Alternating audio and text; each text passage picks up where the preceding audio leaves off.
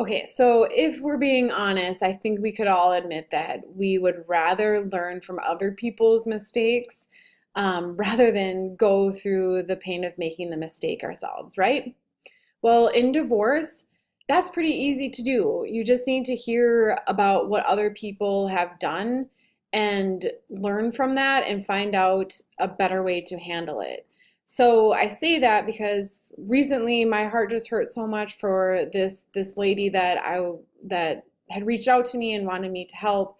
Um, and unfortunately, she had just made a couple of really bad decisions in her divorce, and consequently, she was at retirement age and didn't have enough money to retire. And oh, it just hurt. I felt so bad for her, because that could have been avoided if she would have been educated beforehand. So she was at full retirement age. She has worked hard her entire life. She still, up till this day, works 45 hours a week, and doing like manual labor.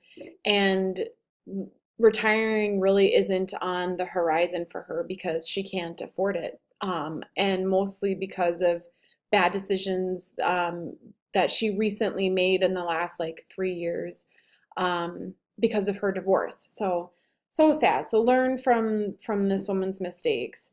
Um, first first mistake that she made was just not saving up enough money for retirement while she was married. So she was married for 45, or no, she has worked for 45 years.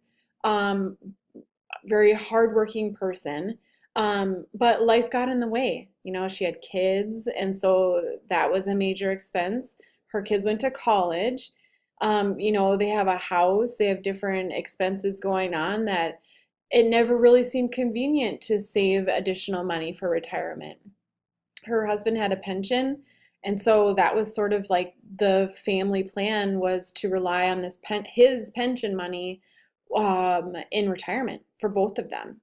And so typically the rule of thumb for saving for retirement, financial planners will say, is between like 10 and 15% you should be saving of your annual income, squirreling that away for when you retire. Everyone has a different situation, but that's a general rule of thumb. But unfortunately, they hadn't been doing that. They were just sort of relying on the works pension to cover them in retirement. Okay, so one, that wasn't enough money. Like it's easy to just assume, oh, it's a pension, it will take care of me in retirement.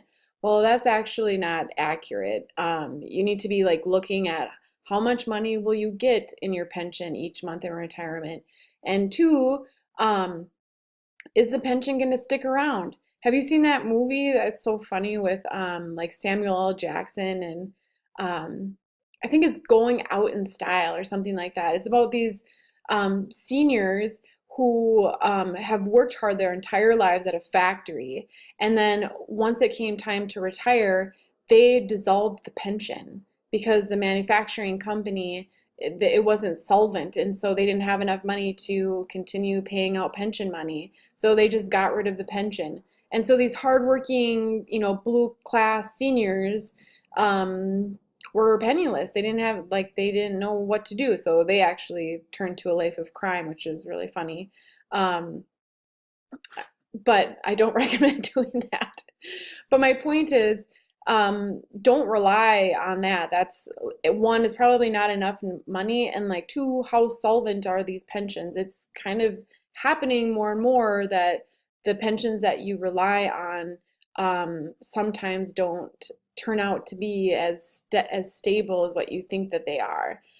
Don't mean to scare you, but just something to think about.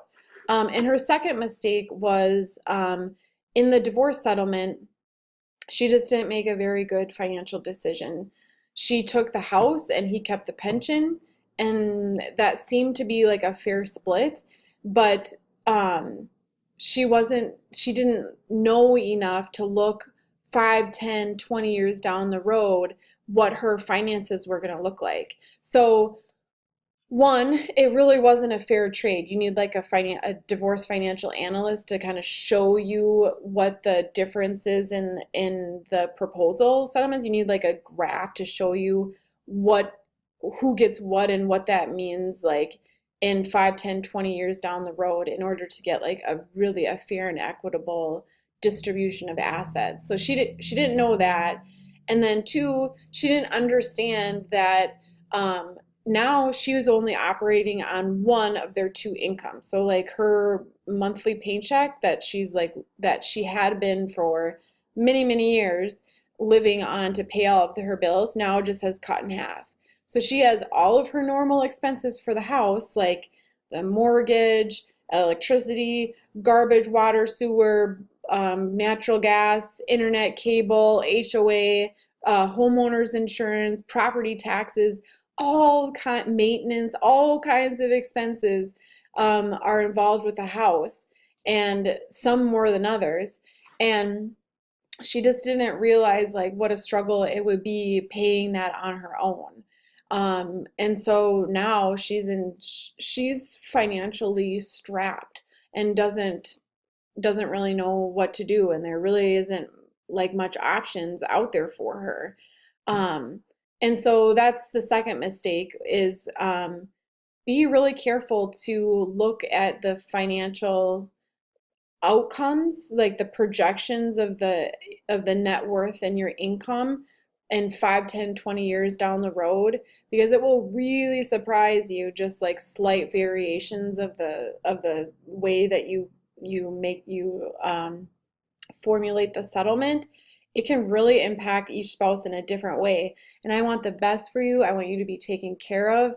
And knowledge is power. Just find a financial expert to help you figure out what that secret formula is to a fair and equitable distribution, because you want the best for yourself, your future, your family. You want what's fair and equitable, so that you can move on. So learn from other people's mistakes, do your homework, save for retirement, and I know that you have a bright financial future. So keep your chin up. If you like this video, subscribe to my channel. If you want more information like this coming to your inbox every month, sign up for my newsletter. It's on divorceowl.com/opt-in.